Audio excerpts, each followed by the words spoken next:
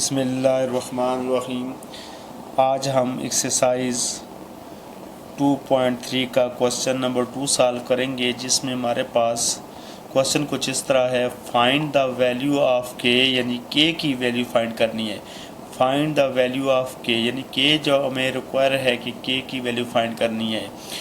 The sum of the roots of, यानी आगे condition भी बता रहा है और इक्वेशन के बारे में भी बता रहा है। The sum of the roots of 2x² plus kx plus 6, यानी इस इक्वेशन के रूट्स का सम इज है equal to the product of its roots, उसके प्रोडक्ट ऑफ रूट्स के इक्वल है। यानी इस इक्वेशन का सम ऑफ द रूट्स और इस इक्वेशन का प्रोडक्ट ऑफ द रूट्स आपस में इक्वल है, ये इसकी कंडीशन है। तो सबसे पहले हम इसको सॉल्व करते हैं। आइए इसको सॉल्व करें। सॉल्यूशन सॉल्व करने से पहले आपसे गुजारिश है कि अगर आपने हमारे चैनल को सब्सक्राइब नहीं किया तो हमारे चैनल को सब्सक्राइब कर लें और साथ बेल आइकन पर भी क्लिक करना है, ताकि हर आने वाली नई वीडियो का नोटिफिकेशन आप तक आसानी से पहुंच सके। तो आइए इसको सॉल्व करते हैं। सॉल्यूशन हमारे पास गिवन जो इक्वेशन है वो हमारे पास है 2x² plus kx plus 6 is equal to 0। जैसा कि हमारे पास जो वैल्यू फाइंड करनी है वो k की वैल्यू फाइंड करनी है, यानी रिक्वायर जो है हमारे पास वैल्यू k की वैल्यू जो है वो रिक्वायर है कि k की वैल्यू फाइंड करनी है। और कंडीशन ये है कि हमारे पास इस इक्वेशन का सम ऑफ द रूट्स और इस इक्वेशन के प्रोडक्ट ऑफ द रूट्स आपस में इक्वल है। यानी हम सबसे पहले इस इक्वेशन को का सम ऑफ रूट्स और प्रोडक्ट ऑफ रूट्स फाइंड करेंगे। तो इस इक्वेशन को जनरल फॉर्म के साथ, यानी क्वाड्रेटिक इक्वेशन की जनरल फॉर्म के साथ कंपेयर करें, क्योंकि जनरल फॉर्म को कंपेयर करने की बात हम बार बार ये कहते हैं कि कंपेयर करें।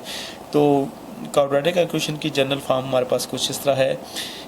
ax² plus bx plus c is equal to 0, यानी x² का जो कोफिशिएंट है वो हमारे पास है a, और इसी तरह x का कोफिशिएंट है हमारे पास b, और कांस्टेंट वैल्यू हमारे पास है c। जबकि यहाँ हमारे पास जो है a b c की जगह हमारे पास नंबर की सूरत में दिया हुआ है। तो x² का कोफिशिएंट हमारे पास a है, तो जनरल फॉर्म में हमारे पास जनरल फॉर्म में a है और यहाँ हमारे पास 2 है, तो लिहाजा a is equal to 2, b is equal to k and c is equal to 6। Alpha beta हमारे पास रूट है, अल्फ़ा बीटा और रूट्स। तो अब सबसे पहले sum of the roots find करेंगे। सम ऑफ रूट्स यानी रूट्स का सम, तो रूट है हमारे पास alpha beta, alpha plus beta, और अल्फ़ा बीटा हमारे पास बराबर है किसके, माइनस बी बाई ए के। माइनस का साइन, बी हमारे पास है के, बी की जगह के लगा दिया हमने, और ए की वैल्यू है 2 और 2 हमने पुट कर दिया। तो इस तरह हमारे पास alpha beta is equal to minus K by 2 ये आ गया हमारे पास। इसी तरह हम product of the roots find करेंगे।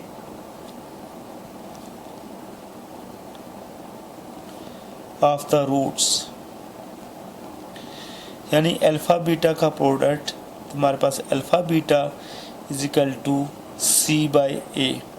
सी हमारे पास है 6, जबकि ए हमारे पास है 2, 2 1 is 2, 2 3s are 6, तो alpha beta is equal to 3 according to the given condition.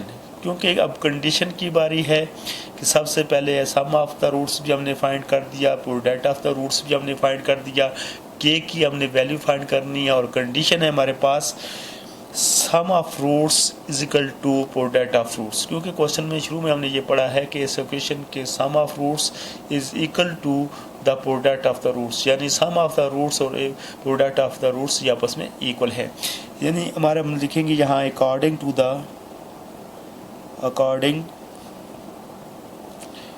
The given condition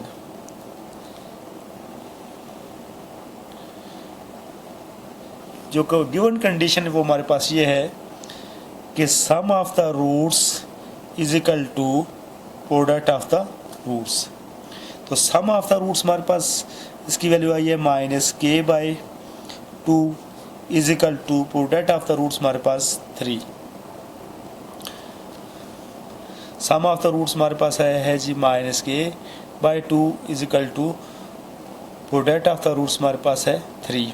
तो हमने k की वैल्यू फाइंड करनी है। ये 2 हमारे पास जो है ये डिवाइड हो रहा है, k को अकेला करना है, क्योंकि जिसकी वैल्यू फाइंड करनी होती है उसको इक्वल के एक तरफ अकेला रखना होता है। तो k को अकेला करना है, 2 इसके नीचे डिवाइड हो रहा है। जब इसको उठाकर इक्वल के उस साइड ले जाएंगे तो इस तरफ डिवाइड हो रहा है, इक्वल के उस साइड जाकर ये मल्टीप्लाई हो जाएगा। -k जो है उस तरफ चला जाएगा तो ये हमारे पास 3 के साथ मल्टीप्लाई हो जाएगा। -k इज इक्वल टू 3 को 2 से मल्टीप्लाई करेंगे 6। इसी तरह ये -k के साथ मल्टीप्लाई हो रहा है, ये उस तरफ जाकर डिवाइड होगा, यानी k इज इक्वल टू -6।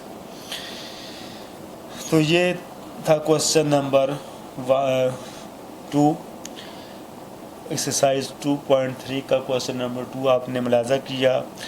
उम्मीद है कि आप लोगों को इस क्वेश्चन की अच्छे तरीके से समझ आ गई होगी। 2.3 के जितने भी क्वेश्चन हैं उसकी स्टेटमेंट को अच्छे तरीके से समझना है। जिस वक्त तक आप स्टेटमेंट को नहीं समझ पाएंगे उस वक्त तक आप क्वेश्चन को सॉल्व नहीं कर पाएंगे। आपको स्टेटमेंट को अच्छे तरीके से समझना है कि जैसे इस क्वेश्चन में हमने कहा कि हमें k की वैल्यू फाइंड करनी है। फिर दूसरी बात थी the sum of the roots of equation, यानी इस इक्वेशन के रूट्स जो हैं is equal to the product of its roots. तो इसकी कंडीशन का हमें पता चल गया कि वो कह रहा है k की वैल्यू फाइंड करनी है, इस इक्वेशन के जो सम ऑफ द रूट्स और प्रोडक्ट ऑफ द रूट्स जो है वो आपस में इक्वल हैं। तो हमने दोनों को मालूम किया, सम ऑफ द रूट्स भी प्रोडक्ट ऑफ द रूट्स भी, और कंडीशन के मुताबिक उन रूट्स को हमने इक्वल रखा, तो उससे हमने k की वैल्यू फाइंड करनी। Thank you ji.